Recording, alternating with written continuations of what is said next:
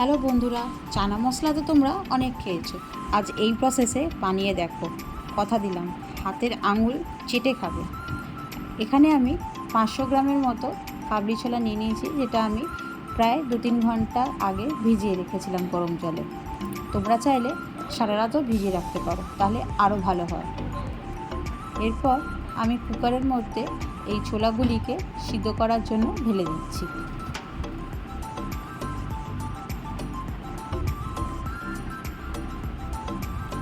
এর মধ্যে আমি দুটো আলু দিয়ে দিয়েছি। তোমরা চাইলে আলু দিতেও পারো, আবার নাও দিতে পারো। আলু দিলে ছোলাটা একটু মাখো মাখো হয়। এরপর আমি এর মধ্যে অল্প করে নুন দিয়ে দিচ্ছি, যাতে ছোলাটা ভালো করে সিদ্ধ হয়ে যায়। আর অল্প করে এর মধ্যে হলুদ গুঁড়ো দিয়ে দিচ্ছি।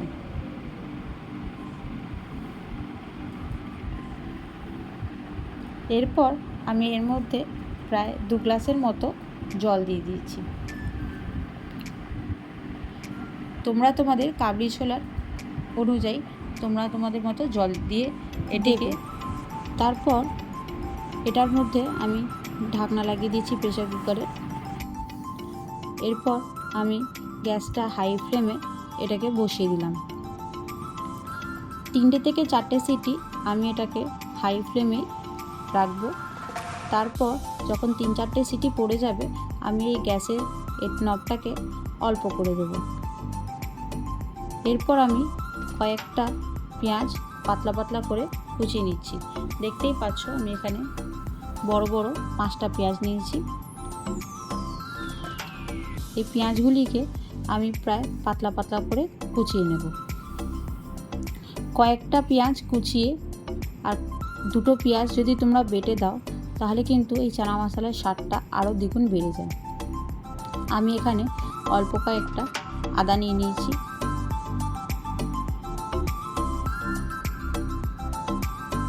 একটা বড় পেঁয়াজ নিয়ে নিচ্ছি।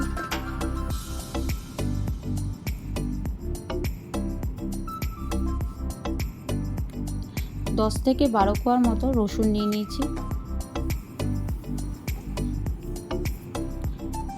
6-7টার মতো কাঁচা লঙ্কা নিয়ে নিয়েছি।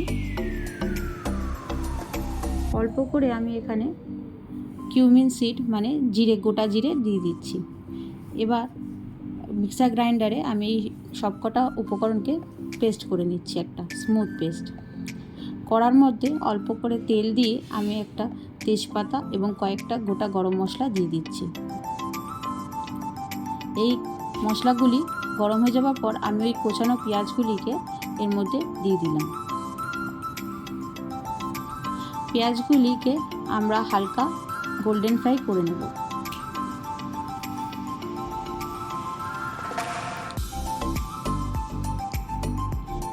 এটাকে তোমরা ভালো করে হালকা গোল্ডেন ফ্রাই করো।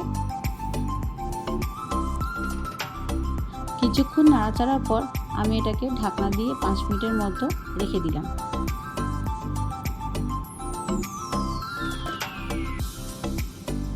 পাঁচ মিনিট হয়ে গেছে। দেখতেই পাচ্ছ পেঁয়াজগুলি হালকা লাল হয়ে এসছে এবং কিছুটা নরম হয়ে এসছে। আমরা এরপরও ভালো মতো আর একটুখানি কিছুক্ষণের জন্য এটাকে নাড়িয়ে চাড়িয়ে এই পেস্টটা আমরা দিয়ে দিলাম। কয়েকটা টমেটোর কুচি দিয়ে দিচ্ছি। আমি এখানে 2টো টমেটো ব্যবহার করেছি। তোমরা চাইলে টমেটোটাকেও পেস্ট করে দিতে পারো। এরপর এর মধ্যে আমি অল্প করে গুঁড়ো লঙ্কা দিয়ে দিয়েছি। আমি এখানে কাশ্মীরি রেড চিলি ইউজ করেছি। অল্প করে হলুদ গুঁড়ো দিয়ে দিলাম। 2 চামচের মতো আমি এখানে ধনে গুঁড়ো দিয়ে দিচ্ছি।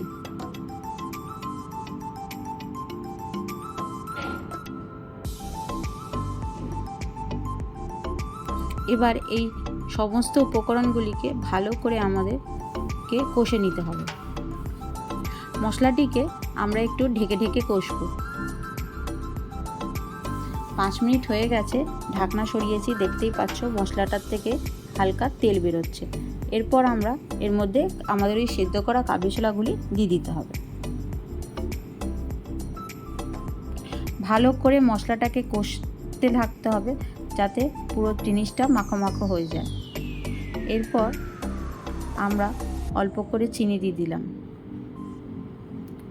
যে আলুটা সিদ্ধ করে রেখেছিলাম আমি সেটিকে ছোট ছোট টুকরো করে ওর মধ্যে দিয়ে দিচ্ছি।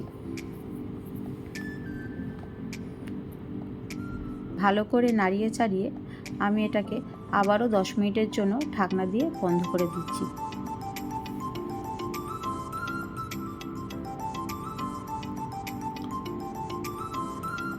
লো ফ্লেমে করেছি, দেখতেই পাচ্ছ কতটা হচ্ছে।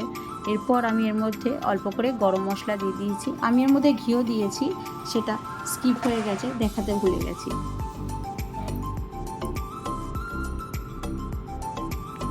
এইভাবে এই কাবলি ছোলাটি রান্না করে দেখুন, জাস্ট ওয়াও।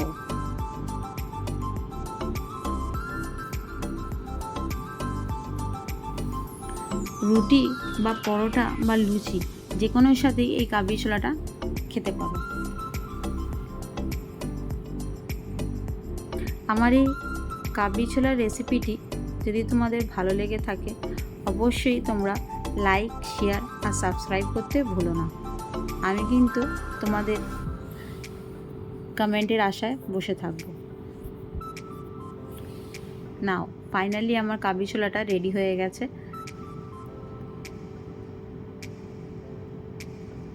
প্লিজ ভালো লাগলে তোমরা লাইক, শেয়ার আর সাবস্ক্রাইব করতে ভুলো না।